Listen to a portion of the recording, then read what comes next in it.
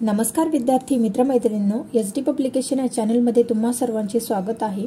तर आजच्या व्हिडिओमध्ये आपण बघणार आहोत नोंदणी व मुद्रांक विभाग भरतीचा 7 जुलै 2025 रोजी झालेल्या पहिल्या आणि दुसऱ्या शिफ्टचे आपण या ठिकाणी काही प्रश्न बघणार आहोत। तर जे विद्यार्थी या चॅनलवरती नवीन आहेत त्यांनी एसडी पब्लिकेशन या चॅनलला सबस्क्राइब करा आणि साइडमध्ये असलेल्या बेल आयकॉनवरती क्लिक करून ऑल नोटिफिकेशनला ॲक्टिव्ह करा, जेणेकरून मी अपलोड केलेल्या प्रत्येक व्हिडिओची नोटिफिकेशन तुमच्यापर्यंत सर्वात अगोदर येईल। आणि व्हिडिओ आवडल्यास व्हिडिओला जास्तीत जास्त लाईक, शेअर, कमेंट करायला विसरू नका। चला तर विद्यार्थी मित्रांनो, सुरुवात करूयात आजच्या व्हिडिओला। तर आजच्या व्हिडिओतील पहिला प्रश्न आहे की महाराष्ट्रातील पहिले महिला विद्यापीठ कोणते आहे? तर महाराष्ट्रातील पहिले महिला विद्यापीठ, प्रश्न नीट वाचायचा विद्यार्थी मित्रांनो। महाराष्ट्रातील पहिले महिला विद्यापीठ विचारलेले आहे तर ते आहे SNDT म्हणजेच नाथीबाई दामोदर ठाकरसी हे महाराष्ट्रातील पहिले महिला विद्यापीठ आहे। आणि याची स्थापना कधी झालेली आहे तर 1916 या दिवशी महाराष्ट्रातील पहिले महिला विद्यापीठ नाथीबाई दामोदर ठाकरसी याची स्थापना झालेली आहे। त्यानंतरचा प्रश्न क्रमांक 2 आहे की भारताचे सर्वात मोठे नदीचे खोरे कोणते आहे? तर भारताचे सर्वात मोठे नदीचे खोरे हे गंगा नदीचे खोरे आहे, ज्याचे क्षेत्रफळ किती आहे विद्यार्थी मित्रांनो?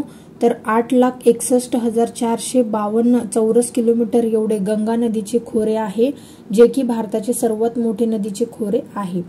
त्यानंतरचा प्रश्न क्रमांक 3 आहे की पानिपतचे तिसरे युद्ध कधी झालेले आहे? तर पानिपतचे तिसरे युद्ध हे 14 जानेवारी 1761 या दिवशी झालेले आहे। त्यानंतरचा पुढचा प्रश्न आहे की महाराष्ट्र विधानसभा अध्यक्ष कोण आहेत? तर विद्यार्थी मित्रांनो, आपण महाराष्ट्रातील मंत्रिमंडळ या चॅप्टरवरती एक स्पेशल व्हिडिओ बनवलेला आहे, तो व्हिडिओ तुम्ही नक्की बघा। त्या व्हिडिओचा तुम्हाला नक्कीच परीक्षेसाठी फायदा होणार आहे।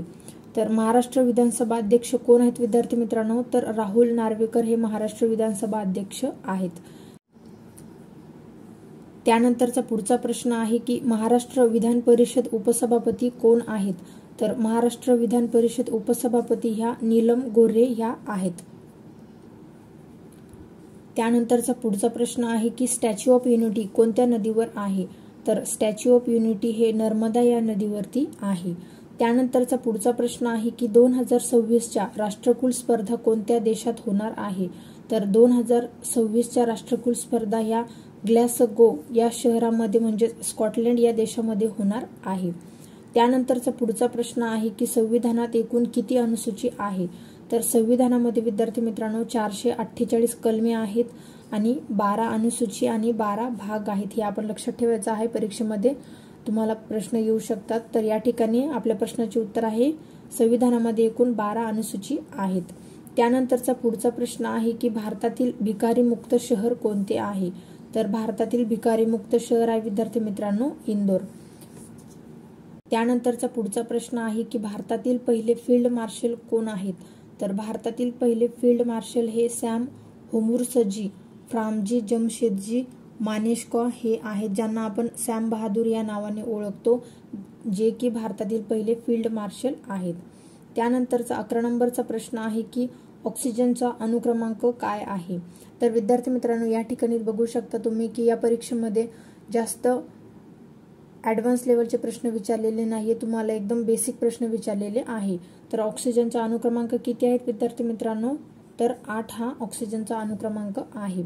त्यानंतरचा पुढचा प्रश्न आहे की दामोदर नदीची उपनदी कोणती आहे? तर दामोदर नदीची सर्वात मोठी उपनदी विद्यार्थी मित्रांनो ती बराकर ही आहे।